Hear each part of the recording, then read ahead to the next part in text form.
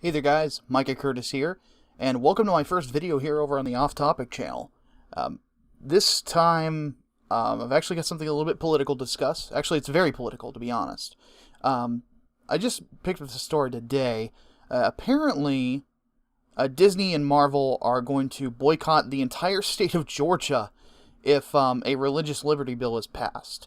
They issued a statement saying Disney and Marvel are inclusive companies, and although we had great experiences filming in Georgia, we will plan to take our business elsewhere should any legislation allowing discriminatory practices be signed into state law. And then, of course, AMC and Viacom have issued similar statements. So you're probably assuming that and you can read the link at Variety down in the description below, that judging by what Variety's telling you that, oh, well, I guess Georgia all of a sudden decided that they hate gays and they're just going to start throwing them out of their businesses. Not what the bill says. In fact, the bill is linked in the description. It's called House Bill 757, and I'm going to go ahead and give you the Cliff Notes version. You can read the whole thing if you want. Basically, what it does is it enforces the idea that a church or other religious institution, it should not be forced to practice any sort of, or is not forced to rent out any of their properties, as long as it associates directly with the church, to anyone who they deem is going to use said facilities for something that goes against their particular beliefs. This also defends pastors, and of course any other religious leader, from participating in any sort of ceremonies that, again, might go against religious beliefs. In fact, I'll read a very specific part from Section 1 here, saying, "No minister of the gospel or cleric or religious practitioner ordained or authorized to solemnize marriages according to the usages of the denomination, when acting in his or her official religious capacity, shall be required to solemnize any marriage in violation of his or her right to free exercise of religion under the Constitution of this state or the United States." Now notice that homosexuality is not actually specifically mentioned here. Let's continue onward. I'm going to actually just do a couple different snippets here. Another thing is that if any business or industry operates on either of the two rest dates, Saturday or Sunday, meaning Saturday for Jewish folks, because that's when Shabbat is, and then Sunday for Christians such as myself, employs those whose habitual day of worship has been chosen by the employer as a day of work, shall make all reasonable accommodations to the religious, social, and physical needs of such employees, so that those employees may enjoy the same benefits as employees in other occupations. Basically meaning that you can't tell someone that they can't have a day off or time off to go to church. Or if they are like an Orthodox Jew and they simply cannot work on that day, you cannot force them to do so. It would be against the law.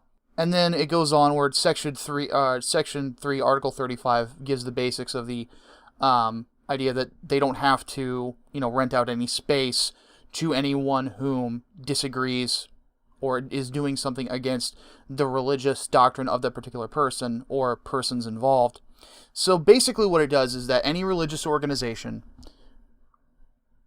doesn't have to rent out anything to anyone that they disagree with on a religious level. It's not just for homosexuality or anything like that. This is anything.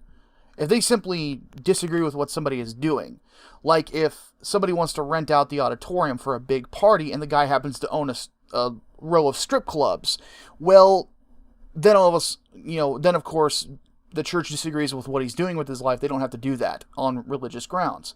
Again, just to reiterate the previous 2 points, is that if it would be illegal to force somebody to work on a day of worship, and then of course the first point is that pastors should not be, or would not be rather, forced to perform ceremonies or anything like that for people who are doing something that goes against their religious beliefs.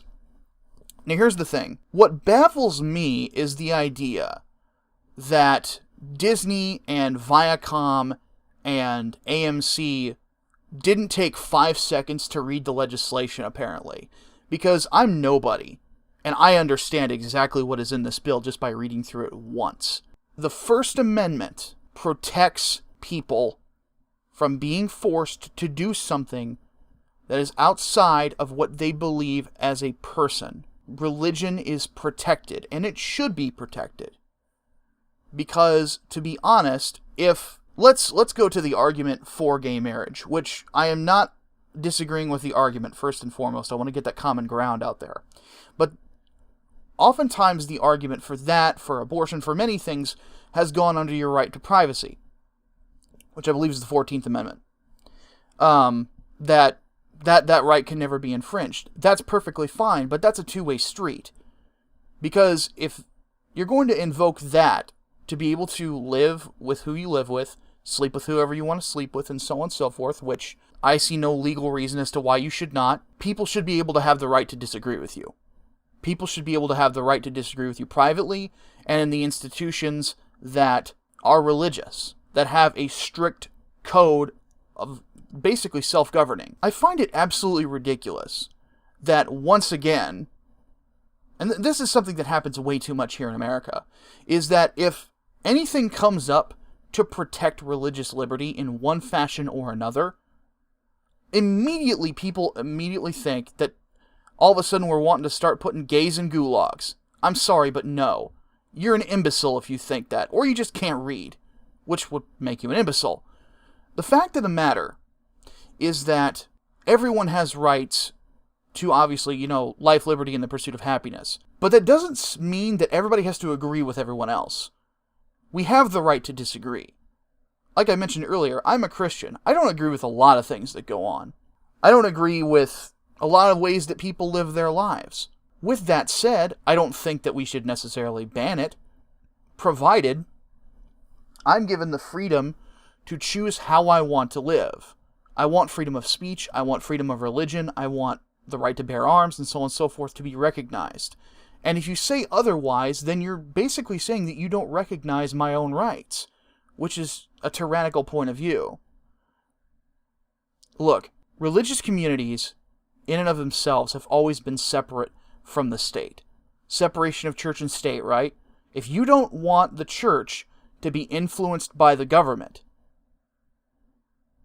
then the government should not be able to influence the church and force them to do anything. That is what because the common statement that a lot of people try to debunk is the idea that the phrase separation of church and state is not in the Constitution. It actually is not, that specific phrasing. However, Thomas Jefferson did use that statement in describing the First Amendment in a letter that he had written to someone. But the way that he describes it in that particular letter is the same two-way street that I'm talking about, is the idea that the government will not influence religious institutions, that they have the right to practice however they choose to practice, provided it's not harming anyone. With that said, since the state does not choose a specific religion, which is what England had done with the Church of England, the church is not in a place where it as an entity will influence the government. That is a very good way to do things, because that ensures that everyone is protected. This is something to protect a group of people that the citizens of Georgia are very worried aren't going to have any more protection. Because let's face it, over the last 8 years, religious institutions have come under a lot of fire, some of it deserved, but a lot of it not deserved. And I think that basically what the House of Mouse is trying to do, alongside Viacom, who are huge bullies, look at what they've done to YouTube.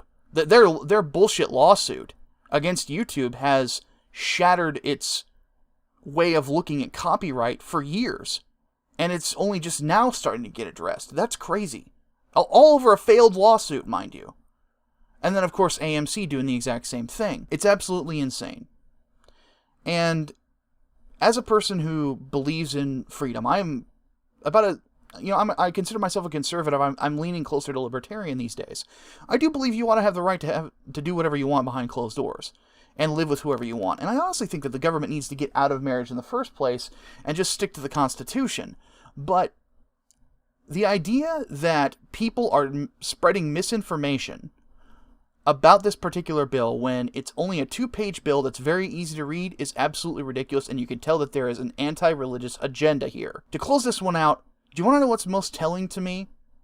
The fact that Variety did not link directly to the bill.